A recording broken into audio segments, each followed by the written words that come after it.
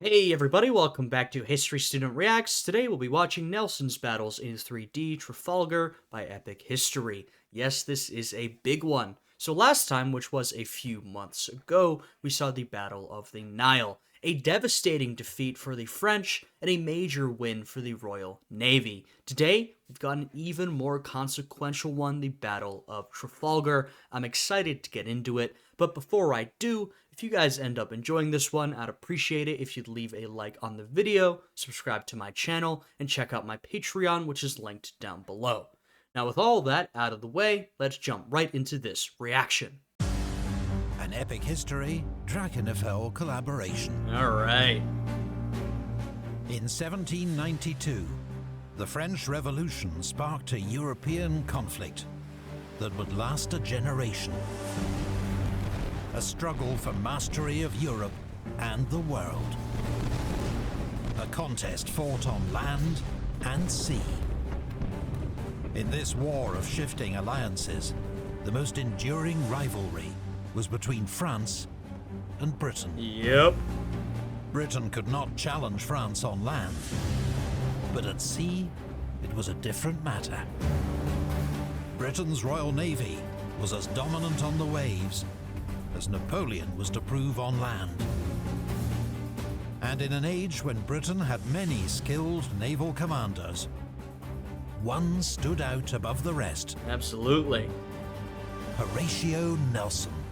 Yeah, the Brits had a pretty talented group of officers to choose from, and even among that bunch, they had one that stood far above the rest, right? Horatio Nelson.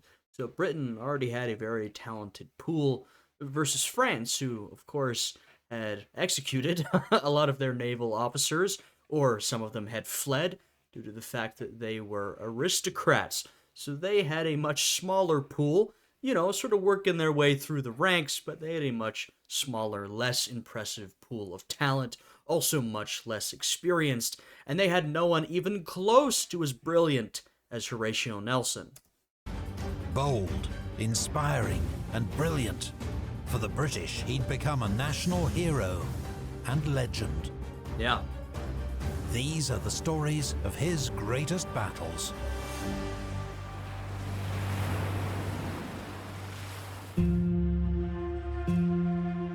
Today we see his greatest. Never mind maneuvers, always go at them.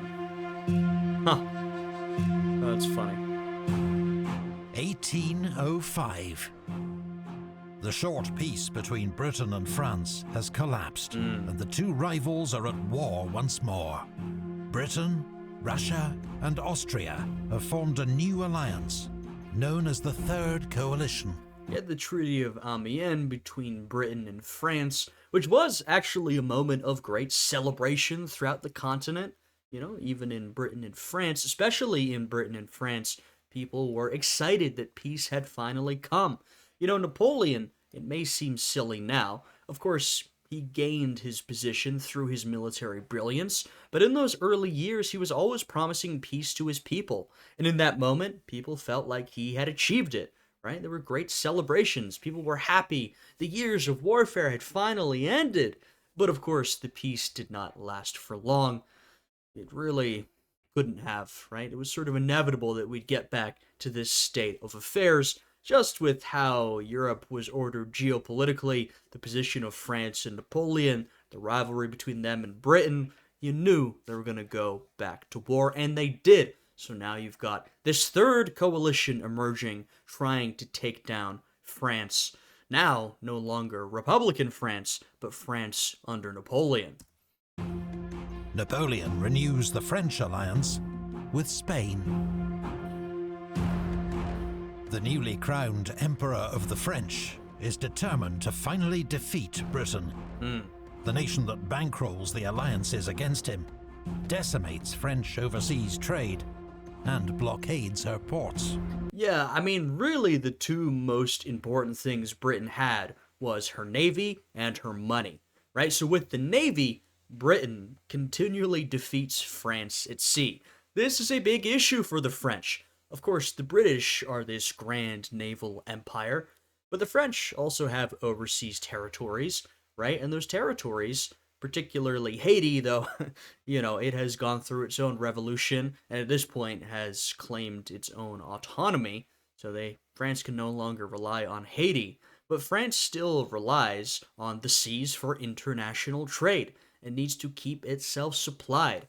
It cannot do that if Britain defeats them at sea continually and blockades their country, right? So that's what the Royal Navy does. In terms of money, as they pointed out, Britain was always bankrolling enemies of the French. If someone wanted to oppose the French and was looking for some cash money, the Brits, they'd send some money, right? In terms of warfare on land, you wouldn't necessarily turn to Britain, though they did their fair share of fighting, especially a little later on in the Iberian Peninsula, but they were massive financiers of the anti-French war effort. He has assembled a large invasion force on the Channel coast. His battle-hardened troops will make short work of the British, if he can control the Channel long enough to land them safely. The British Navy outclasses the French in number of ships and skill, but it cannot be everywhere at once. So Napoleon will use one of his favorite military principles, concentration of force, to secure temporary dominance at the decisive point. It's crazy because Napoleon just needs to control the Channel for a brief period of time, right? He's been training his men to go in and take over Britain. He's had them stationed at a camp right across the English Channel. If he can control the Channel for just long enough, he can get his ships over, and likely the Brits won't stand a chance against him when he arrives, right? All he has to do is control the Channel for just a bit, and, well, we know he can't manage to do it. Here we'll see why he can. French and Spanish squadrons, scattered in numerous ports, will be brought together to form a giant combined fleet to take on the British. The Emperor gives command of the first phase of this mission to Admiral Pierre Villeneuve. Villeneuve had joined the Navy as a 14-year-old trainee officer and seen service in the American War of Independence. A supporter of the French Revolution, he was one of the few aristocratic officers to remain in naval service and was promoted to Rear Admiral. Yeah, like all or almost all of those officers, he was an aristocrat, but he was one of the rare few who was a supporter of the revolution, and so he got to keep his position. This is why I mentioned earlier, France had lost a large chunk of its officer corps, particularly in the Navy, because they were all aristocrats, and they'd been killed, or more often, they'd left, right? They'd become emigres, they'd fled the revolution. So they were lacking, they had a serious lack of experience. In 1798, he commanded the 80-gun Guillaume Tell at the Battle of the Nile. His was one of the few ships to escape that disaster. He was later captured when Malta fell to the British, but was released when peace was declared. In 1804, the commander of the French Mediterranean fleet dies of a heart attack, and Villeneuve replaces him with the rank of Vice Admiral. In temperament, Villeneuve could not be more unlike Nelson. Yeah. In 1805, he writes to the Minister of the Navy, "You will be so good as to recall that I have not asked for command of this squadron. What is more, I have always sought a practical and useful career, as opposed to one filled with glory." Yeah, you could really position these two men as opposites. Nelson is always charging headfirst into battle whenever he can. Villeneuve takes a lot more of a cautious approach. In fact, especially when it comes to fighting Nelson, he really doesn't want to fight.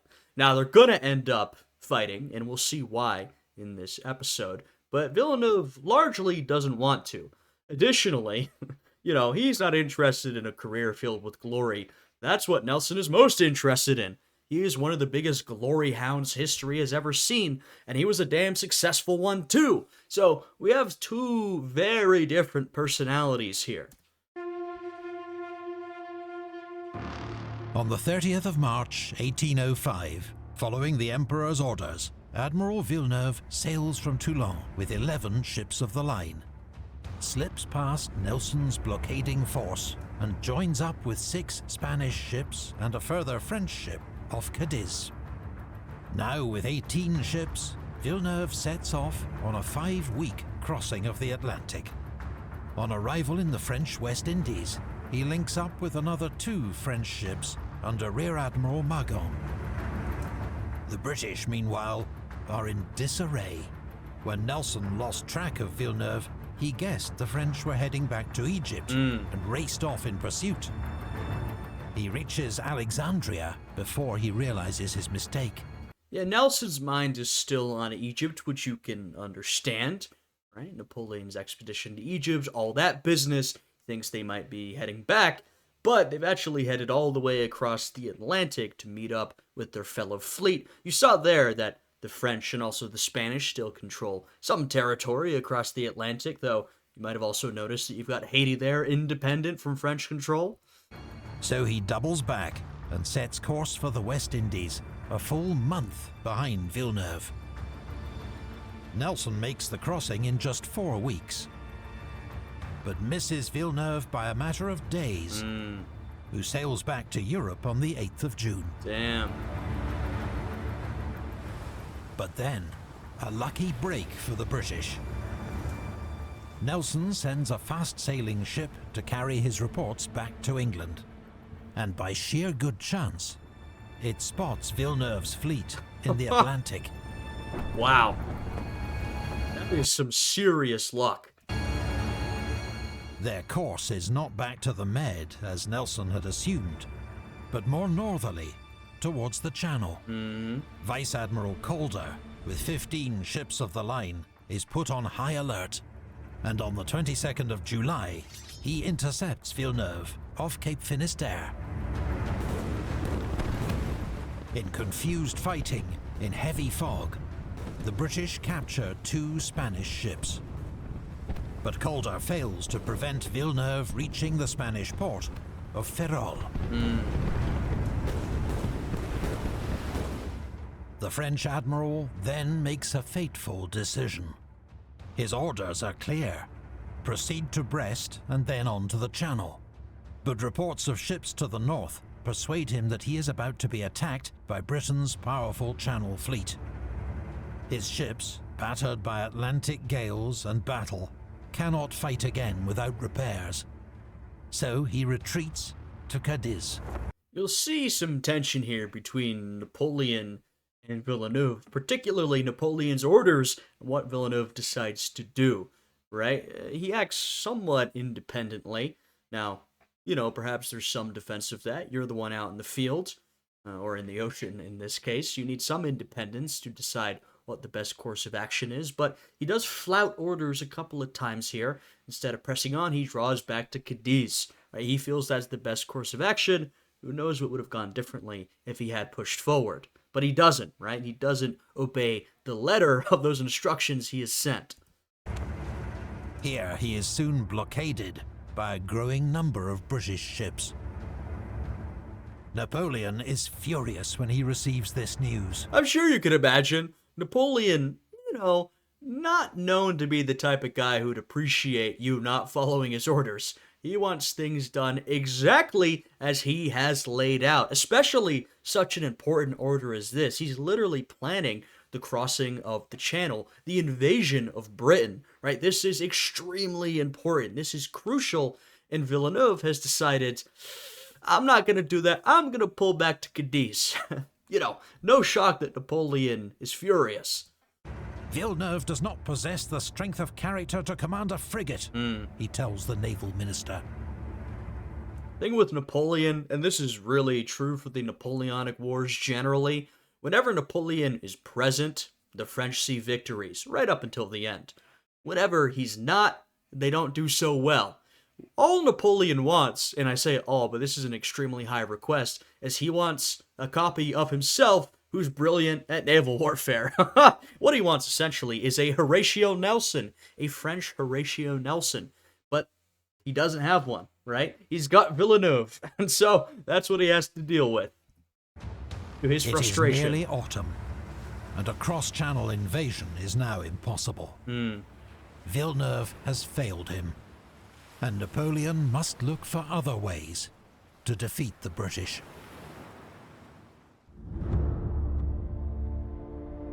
Admiral Villeneuve had sailed for Brest, my army would have landed. It would have been all over with England. Now look, this is a late recollection from Napoleon, of course, thinking back on some of his earlier years. What could have gone differently? Now look, we don't know what would have happened, right? It's difficult to lay out a counterfactual because we don't know what events could have occurred. But there's definitely the potential that if Villeneuve had followed Napoleon's orders, things could have ended up very differently. I accept that potential. Now, like I said, we don't really know, but it's definitely an interesting what if. In late August, Napoleon's troops break camp at Boulogne and march off to face the Austrians and Russians on the Danube. In the meantime, he sends orders to Admiral... And once again, Napoleon had been preparing with those men to invade Britain, right, to cross the Channel. But now Villeneuve has sort of ruined that chance, and now he has to head off to fight other wars. So the possibility of that sort of begins to decline. Villeneuve to sail into the Mediterranean, where he is to support French operations in Italy. But his Franco-Spanish combined fleet is not in good shape. It is short of supplies and men, and blockaded by a powerful British force, now commanded by Admiral Nelson. Villeneuve decides to stay put. But when Napoleon informs him that he is being replaced as commander, the French admiral is finally stung into action. On the 18th of October 1805, he orders the Franco-Spanish fleet to put to sea. Yeah, so Villeneuve, behaving cautiously as always, says, I'm going to stay put. And then he receives the notice that he will be replaced as commander, and his replacement is coming. And so, finally spurred into action, not really for a good reason, right, just to protect his own career, he finally moves. Before his replacement can arrive, that's kind of the whole point. He wants to get out of there and do what Napoleon says before he can be replaced. Once again, not a great decision to make, or not a great basis for your decision to finally make a move, but this is what moves him to action. Self-interest, essentially. Admiral Villeneuve's combined fleet consists of 33 ships of the line, 18 French and 15 Spanish. Admiral Villeneuve's flagship is the 80-gun Bucentaure. The Spanish contingent is led by Admiral Gravina aboard Príncipe de Asturias of 112 guns. Nelson had been waiting. You'll notice, by the way, that the Spanish have the biggest ships of this engagement. I mean, more guns than their French allies, and more guns than the Brits as well. Look at these behemoths right here. The enemy with 34 ships of the line, but has just had to send 6 to Gibraltar for resupply and refit. Vice Admiral Calder, aboard HMS Prince of Wales, is sent home to face a court-martial for his lackluster performance at Cape Finisterre. Damn. So Nelson's now slightly outnumbered, 27 ships against 33, though he has 3 powerful first-rates, his own flagship Victory, Britannia, and Vice Admiral Collingwood's Royal Sovereign. Both fleets are accompanied by several frigates for scouting and relaying messages. On paper, the Royal Navy is heavily outgunned, but the British know they can rely on superior seamanship and faster gunnery to even the odds.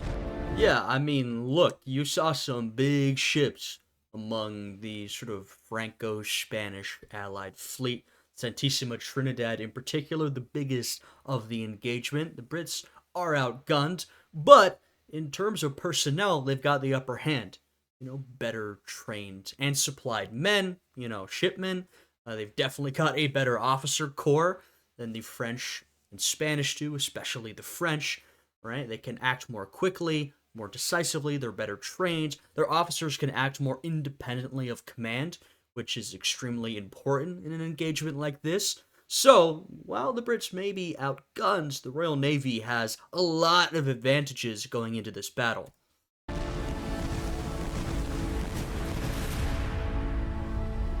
After 8 weeks in Cadiz, Villeneuve is finally back at sea. But he's given his own captains little warning of their sudden departure, and has set sail in unfavourable light winds. Uh-oh. Yeah, because he set sail as soon as he heard he was being fired. Like I said, it's not like he used some great tactical reason to take off. No, it was pure self-interest. He's not setting his fleet up for success, nor himself. As they crawl south along the Spanish coast, they are spotted by British frigates.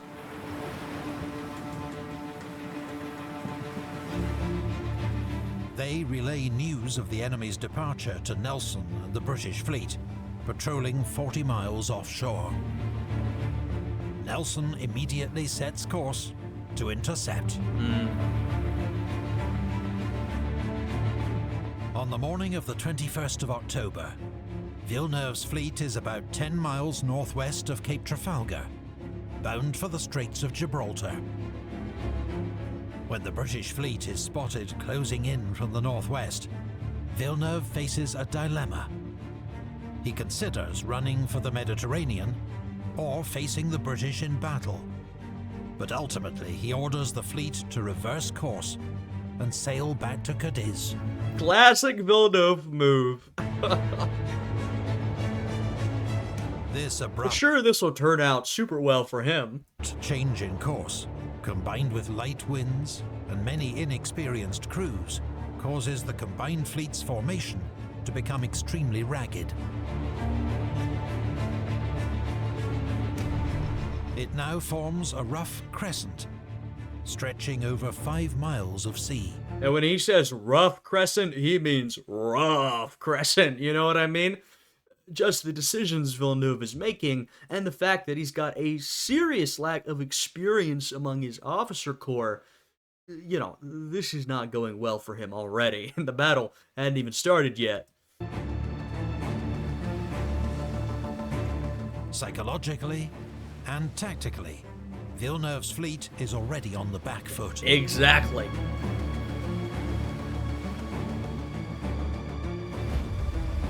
And remember, they're going to be up against Horatio Nelson, the man who, like I said, charges forward regardless of circumstance. This is a man who's one of the boldest admirals of all time. He always goes straight into combat. We talked about how these two are sort of personality opposites, but Villeneuve is up against the one guy he really doesn't want to be up against. And he knows that, by the way. He doesn't really want to go up against Nelson, but he's sort of being, through his own decisions, and I guess through the orders of Napoleon, forced into this position, though more through his own bad decisions. The contrast with the British fleet could not be starker. Nelson's crews are eager for battle, and he has devised a bold plan to ensure a decisive action. Very bold.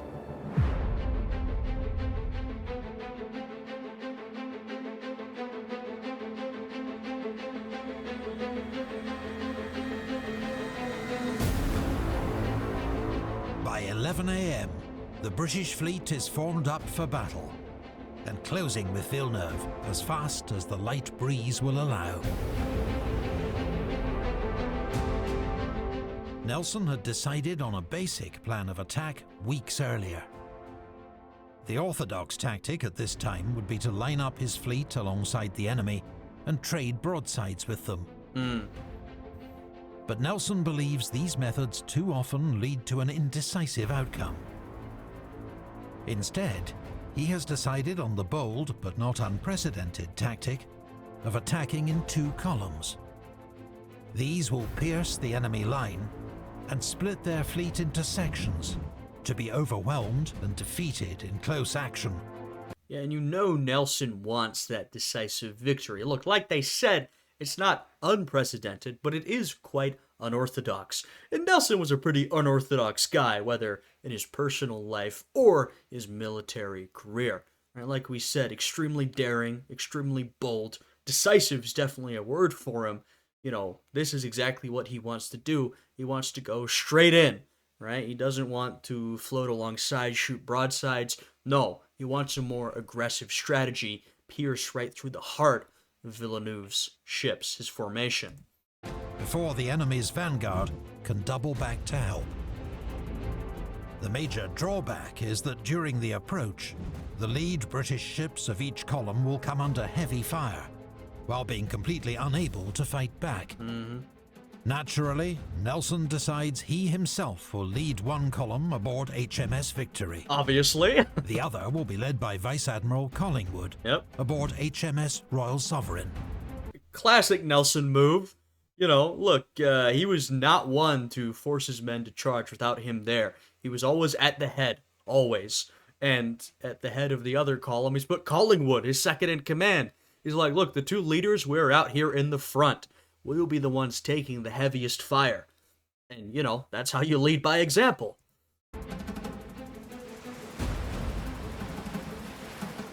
As the British ships begin their approach, Nelson asks that a signal be sent to the fleet. England confides that every man will do his duty. For ease of signalling, it becomes, England expects that every man will do his duty. Light wind. Apparently this call was not received incredibly well by a lot of the men. Maybe the change to expects. A lot of them sort of thought, well, of course we'll do our duty. Why are you sending this for? Come on, why are you doubting us? Apparently people were sort of nonplussed by that signal, but didn't really matter in the end. Mean the two British columns creep forward at around 3 knots, not much more than walking speed.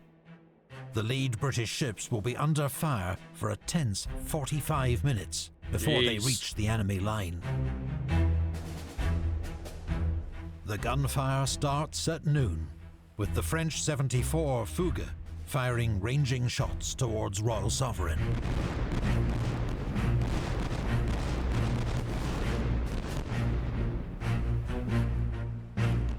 Gradually, gunfire from the combined fleet builds to a steady thunder.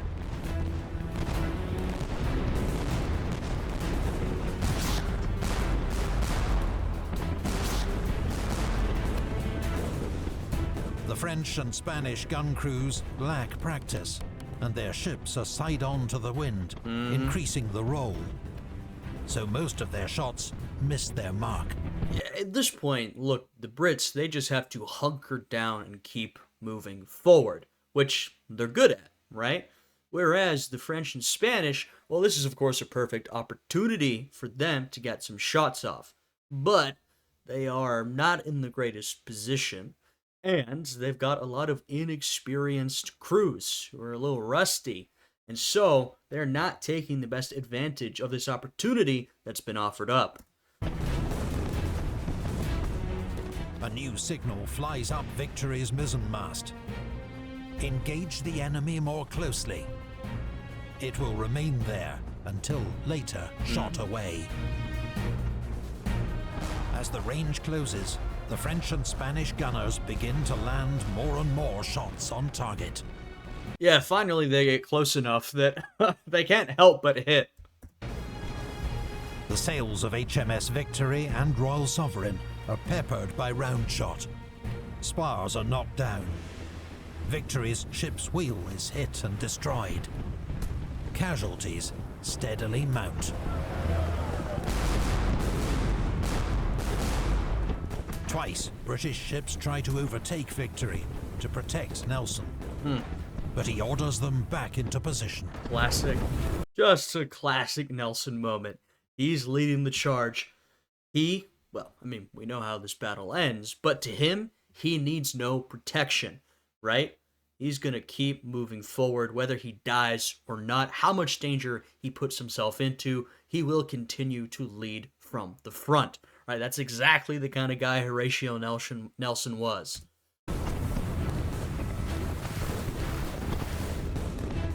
Nelson intends to break the enemy line at Villeneuve's flagship, the Bucentaure. Targeting the enemy commander is part of his ruthless approach. But the enemy's ragged formation and a lack of identifying pennants means he has to guess which is Villeneuve's flagship. Oh, wow. Fortunately, he guesses right, and around 12:30, HMS Victory is poised to break the line just astern of Bucentaure. But it's Collingwood's fast-sailing Royal Sovereign to the south that will break the line first. The British have held their fire during their long approach. They've been under attack for half an hour, with no way to fight back. It really is the perfect representation of the personalities of these two men, where, Villeneuve in his sort of raggedy formation, waiting, defending as Nelson comes, and not wanting to engage, really. And Nelson, with his ships, in a much better trained formation, sort of heading directly forward, charging right into battle, right? The sort of strategy represents the men here. That's about to change. Every British gun is double-shotted, loaded with 2 rounds. Damn. Now, as HMS Royal Sovereign passes the Spanish first-rate Santa Ana, she fires a massive, raking broadside into her stern. Several minutes later, HMS Victory passes astern of Bucentaure. She delivers a devastating broadside that cripples Villeneuve's flagship. This is the payoff to the strategy, right? This is what it's all been for. The British ships have been taking all these hits so they can get into position and start absolutely decimating these French and Spanish ships. Devastating broadside that cripples Villeneuve's flagship and kills or injures almost half its crew. Jesus. Despite these 2 powerful blows, the lead British ships are, for the moment, hugely outnumbered and in real danger. Yeah. Collingwood's Royal Sovereign is under fire from all directions. The second ship of his column, HMS Belle-Isle, has been completely demasted. HMS Mars is also taking punishing fire. HMS Victory has got tangled up with Redoutable, which has a strong complement of French Marines. In intense, close-quarters fighting, the isolated British vanguard must hang on until the rest of their ships can join the action. Yeah, that's essentially their job at this point. The vanguard, like we've said, including Nelson and Collingwood, they have to hang on. They need to keep fighting. They need to hang on long enough, and as best they can, for the rest of the fleet to catch up and end this thing. It's a very risky strategy, right? It's something that, few but Nelson would do. Like we said at the beginning of the battle, not unprecedented, but unorthodox. Very risky. You can take a lot of damage. Things could go very badly, but if you want to charge straight into the enemy, if you want to make this opportunity, then this is the way to do it. But now you gotta hold out.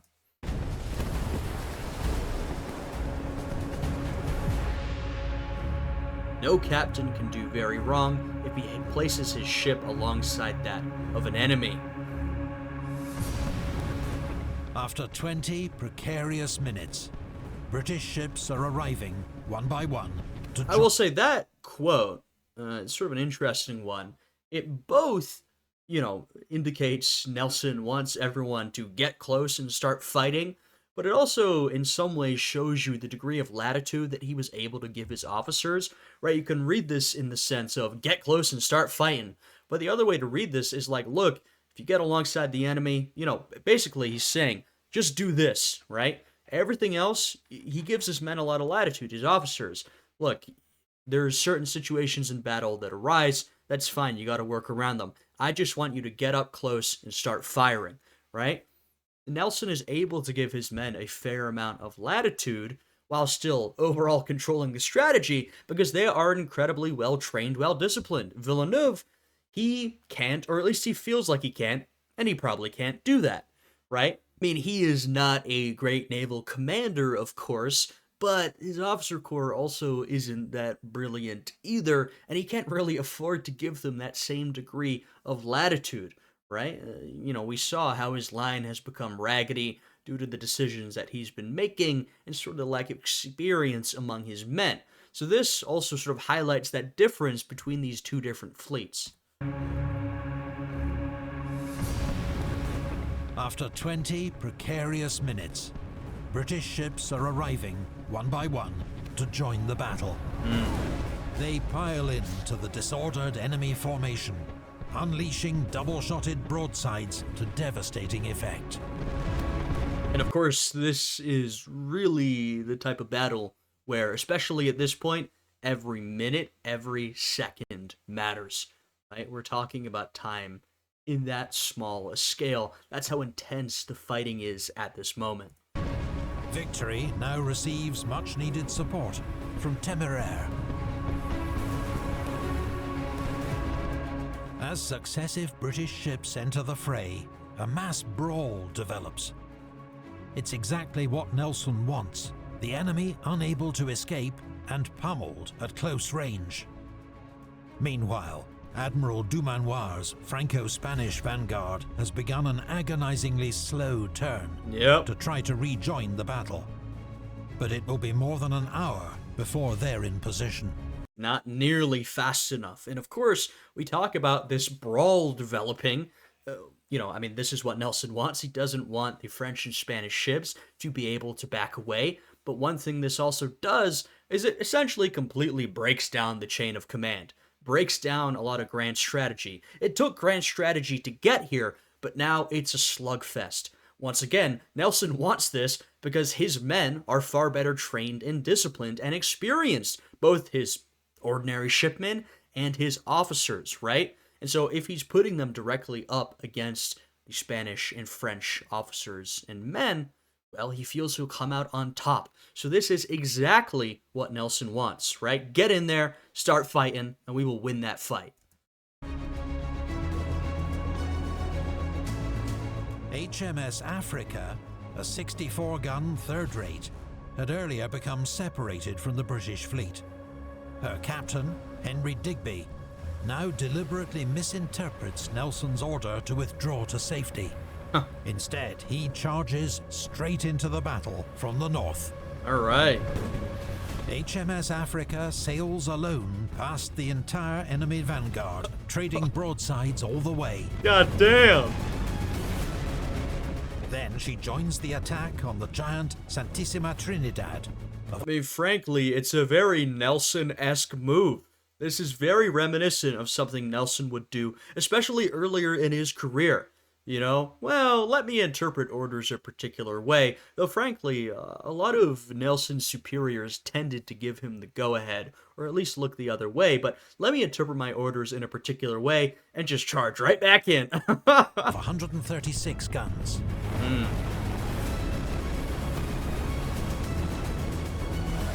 Victory and Redoutable are now locked in a brutal, close-quarters slugging match. Yeah. British guns smash the French hull to splinters, while Redoutable's crew assemble on deck to board Victory.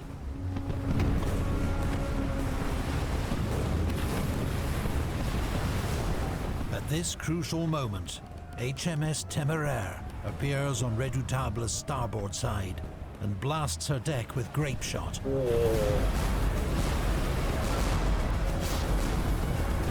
The French boarding party is mown down. Yeah, devastating. All three ships become locked together and drift into another French ship, Fougue.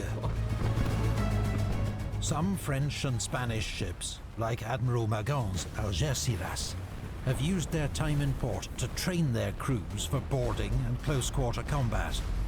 It makes them dangerous foes in close action. But time and again, just as a French or Spanish ship forms a boarding party, a British ship emerges through the smoke to sweep their deck with grape shot. Yep. Superior British gunnery is slowly grinding down the enemy. Look, some of these French and Spanish ships may have taken the time to train themselves up in this sort of boarding. They may be a dangerous threat if they manage to board these British ships. But, in terms of seamanship, gunnery, that's going to the British 10 times out of 10. And so if they can take advantage of that, which they absolutely have, then the French and the Spanish are not going to get an opportunity to board these ships.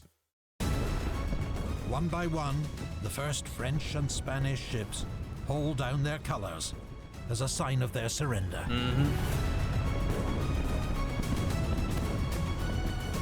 At the height of the battle, a French sniper, perched high on Redoutable's mizzenmast, spots the British commander on the quarterdeck of HMS Victory. Nelson is easily distinguished by his bright decorations, which, against advice, he has refused to remove. Once again, Nelson was extraordinarily bold. He was never one to hide behind others, or even hide behind taking his own damn medals off. Extremely bold, extremely daring. He was always going to be out there in the front, as ostentatious as possible. It's just who he was.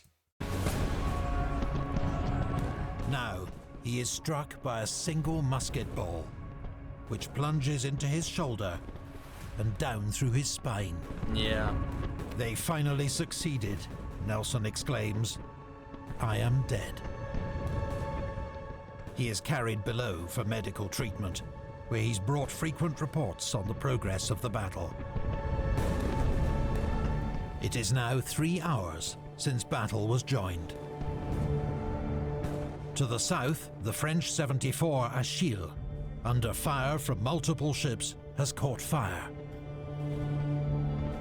While to the north, Dumanoir's vanguard is finally in position to join the battle. But only Intrépide makes a determined attack. The other ships fire a few ineffective long-range shots, then veer away, rather than engage the British in close action. You're just not seeing that daring attitude from the French or the Spanish, at least most of them, that you're seeing from the British, and definitely not from the leadership. Of course, don't get me wrong, there's a lot of courage and bravery and determination among a lot of these soldiers, right? These shipmen, on both sides of the fighting. I don't want to downplay that.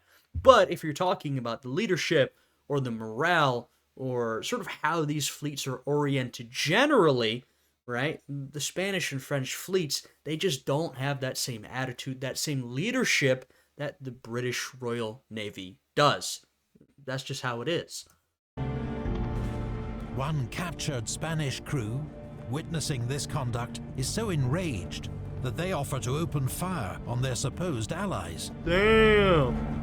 But the French ships soon slip out of range. They can see that Villeneuve's fleet is beaten. More than a dozen French and Spanish... To be fair, I mean, there is a real decision to be made there. Like, if you think the battle is truly over, maybe the best decision is to avoid it and save some ships, right? I don't know if that was the correct determination or not. I feel like Nelson would have went straight in there, right? But, of course, he's, well, slowly dying as this is happening. And, of course, he's on the other side. So I can't tell you what the right decision was. I can tell you that, as we saw, those French and Spanish ships who were in the melee would have been furious at their companions, their other ships, for not getting involved. But, who knows if that was the correct decision or not. Spanish ships have now surrendered.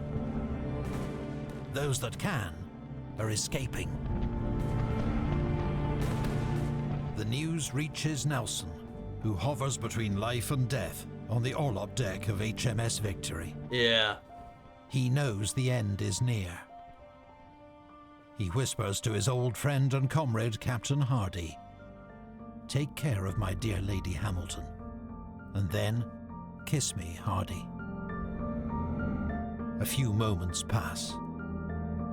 "Thank God I have done my duty," Nelson murmurs, and dies soon after.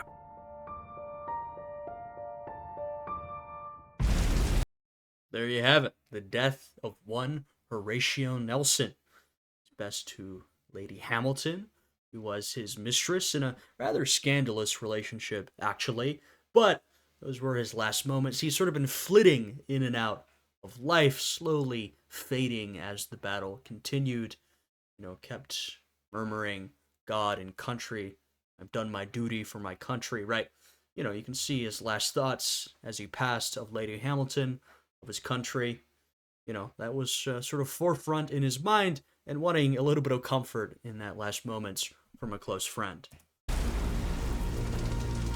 Around 6 p.m., at the southern edge of the battle, the fires aboard Achille reach her grand magazine. Oh. The ship is obliterated in an enormous explosion that kills half her crew instantly. This spectacular, bloody event proves the final act of a battle that has claimed 5,000 lives. Damn. And it is now clear that it has been a total and decisive British victory. Absolutely. Of the 33 French and Spanish ships under Villeneuve's command, 17 have been captured and 1 destroyed. Ooh. And though several British ships are badly damaged, none have been lost. Damn! That is an overwhelming victory for the British. The casualties are similarly one-sided. Wow. Yeah, that's extremely one-sided. Admiral Villeneuve is among several thousand prisoners taken by the British. Mm-hmm. He is allowed to return to France, but 6 months later, he is dead. By suicide or murder remains unclear. Yeah, I believe he was dead through multiple stab wounds. The French authorities ruled it a suicide, but of course, there was a lot of suspicion, and there's continuing suspicion that he was murdered on the order of Napoleon. You can imagine, Napoleon was already mad at him. He was even more mad after this. You know what I mean? That's why there's speculation that he had him killed. Right? This is continued, still a debate among historians interested in the topic.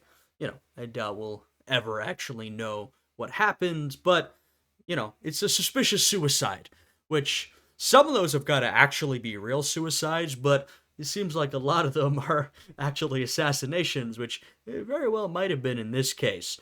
But yeah, Villeneuve goes back disgraced, doesn't live very long. Things are not good for him. The Spanish commander, Admiral Gravina, escapes the battle, but dies of his wounds 6 months later. Mm-hmm. While for the British, victory is tainted by the loss of their own brilliant, talismanic commander.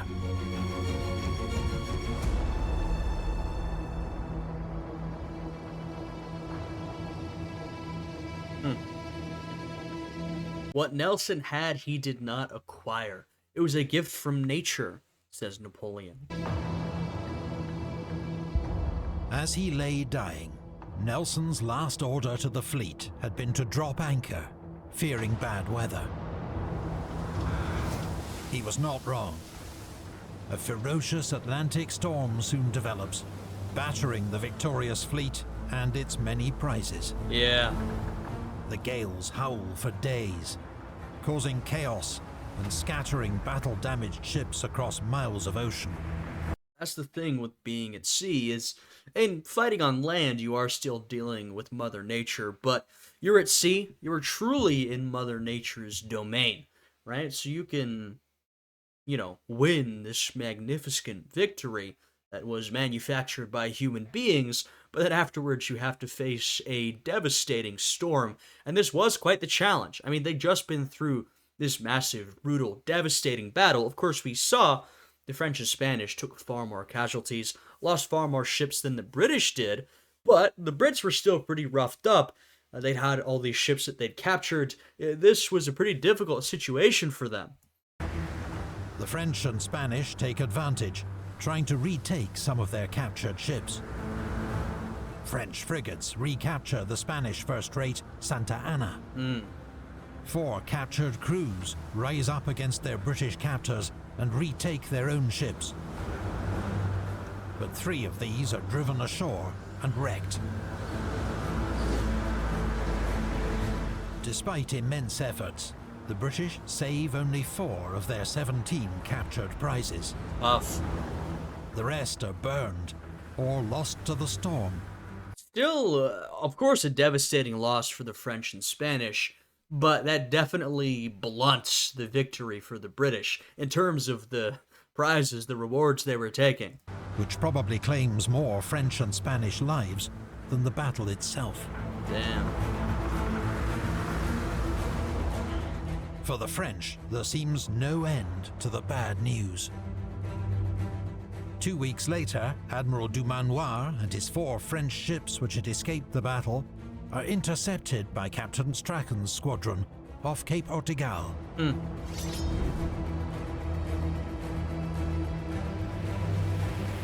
All 4 French ships are captured. Oh, For the British, it caps a remarkable fortnight of naval triumphs. Fortnite? Wow. A lot of quotes this one. We do not know whether we should mourn or rejoice. The country has gained the most splendid and decisive victory, but it has been dearly purchased by the death of Admiral Nelson. But some incredible victories from the British. And with this victory and that following victory that we saw, I mean, not only do they sort of ruin Napoleon's plan to invade Britain, though that was already sort of a declining prospect, but they truly cement the dominance of the Royal Navy over the seas, right? The French are pretty done in after this. The French Navy is having a really bad time. They can never truly break out. The Royal Navy controls the seas, right? This is a trend that we'd already been seeing, but it is truly cemented here. Napoleon, he's never going to get that opportunity to invade Britain.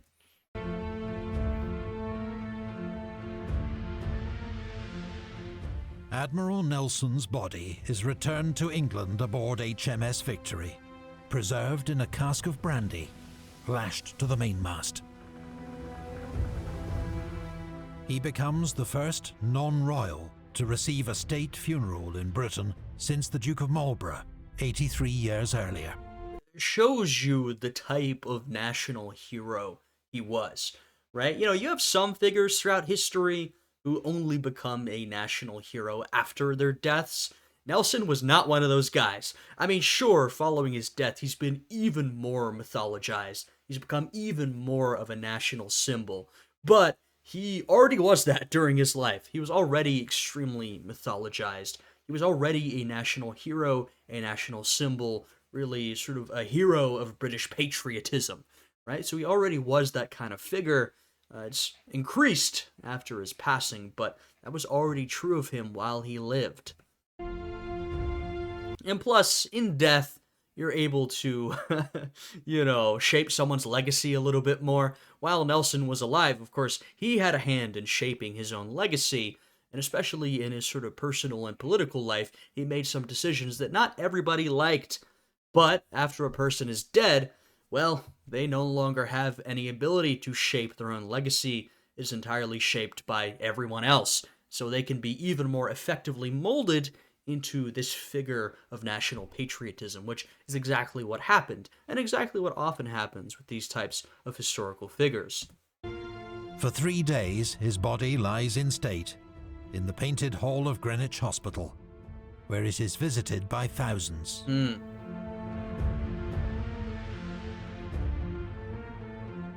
Then he is moved by river to St. Paul's Cathedral, where the funeral procession includes 32 admirals, 189 carriages, and thousands of troops. Wow. Nelson's coffin, made of timbers from the French warship L'Orient, Yep. is placed... And of course, if you remember L'Orient, it was such a major moment in the history of this whole conflict, right? When it exploded during the Battle of the Nile, it was this truly bombastic moment, of course signified a great British victory at sea over the French, also was sort of a generally recognized humanitarian disaster by, people wide and far, not just the French, but a big moment of history there. In a sarcophagus in the cathedral crypt.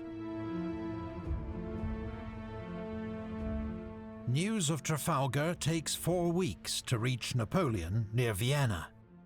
He is en route to his own great victory over the Russians and Austrians at Austerlitz. Yeah, Napoleon's sort of got other things on his mind because he's about to win an incredible victory of his own. But of the 2 famous battles of 1805, Trafalgar will have far greater consequences. In the long term, yeah. I mean, that is true. Sort of in the short term, Austerlitz is sort of far more bombastic immediately, right? However, in the long term, like we've talked about, Trafalgar will really cement British naval domination throughout the Napoleonic Wars, and frankly, beyond the Napoleonic Wars. So that's exactly right. Sort of in the moment Napoleon wins Austerlitz, things are looking up for old Napoleon. That's a major battle, a big win. He keeps winning. But in the long term, yeah, Trafalgar will absolutely be more consequential. The Battle of Trafalgar is one of the most crushing victories in naval history. Yeah.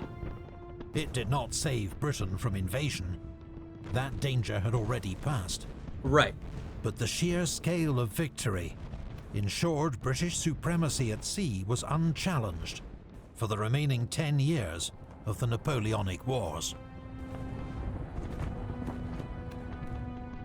Napoleon had to look for other means to defeat the British. I love the, grumpy picture of Napoleon that's used whenever things are going bad for him. A path that would lead him into grave errors and pave the way for his own eventual defeat. Yeah, Britain was always Napoleon's biggest enemy. Like we said, either through their navy, which they were doing a lot of damage by blockading France, stripping him of not just the military supplies he needed, but also the supplies for the citizenry more generally, but also through their financing of all of his enemies. Britain was always organizing these coalitions, financing his enemies. They were, a thorn in his side, more like a sword in his side, right? They were always an issue for him. And like we said, all he had to do was take control of the channel and invade. He couldn't manage to do that, and so he was never able to take the fight to the British, and the way that he was able to do the same do that to his other enemies, right? Whenever Austria spoke up, he was able to take the fight right to them, and he would beat them. But he couldn't do that with the Brits.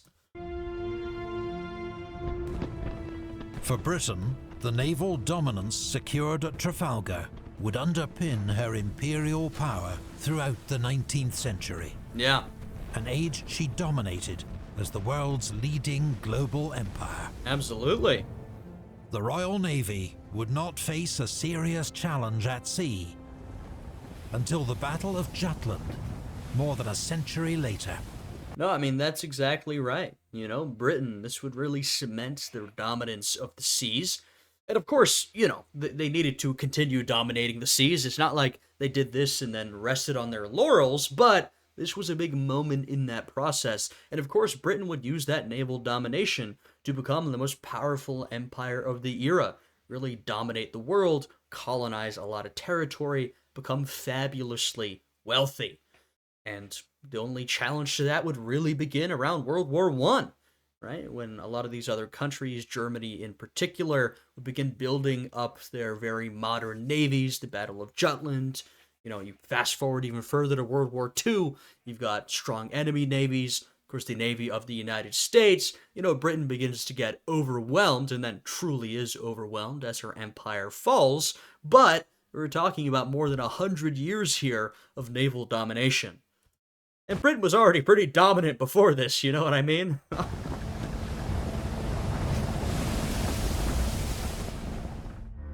Right now, do you think AI is improving the quality of videos you're seeing online? No. Or the opposite? Opposite. Perhaps like us, you've seen a flood of new documentaries with derivative scripts, robotic narration, and wildly inaccurate imagery. Yep. At Epic History, we always have used and promise to continue using a skilled team of humans Nice. to ensure everything we create is reliable and authentic, from research to scripts, animation, and they've promised me, narration. So if you're tired of sifting through dodgy AI-generated content just to find something worth watching, then perhaps it's time to head over to prestige streaming service Nebula, where you'll only Fantastic. find high-quality, human-made videos. There are hundreds of great creators on Nebula across all genres, so whatever your interests, you're guaranteed to find something Alright. you'll love. From original movies We got a and link. There we video- go. So there's their link. I'll leave their video linked down below. You should go check it out. Use their link. Leave them a like. All that good stuff. You know, I don't click on any of the AI slop history videos, but they still pop into my recommended, and I don't want to see them. So, because of that, I am always very grateful to the history channels who are still out there making quality history content. And Epic History, they are one of the best. Their videos are fantastic quality. The visuals are amazing. They're always an enjoyable, fascinating experience. So once again, I've got their video links down below. Please go show them some support. Right? We want to show that we support channels like this because they're doing the good work. All right? So, anyway, speaking of, that was a great video. I really enjoyed that one.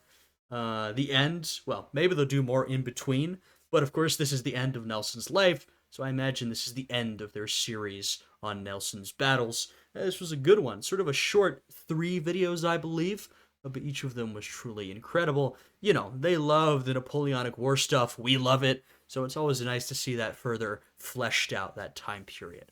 So if you guys enjoyed this one, I'd appreciate it if you'd leave a like on the video, subscribe to my channel, and check out my Patreon, which is linked down below. With all that, I hope you guys are having a great day today, and I'll see you all again next time. Goodbye.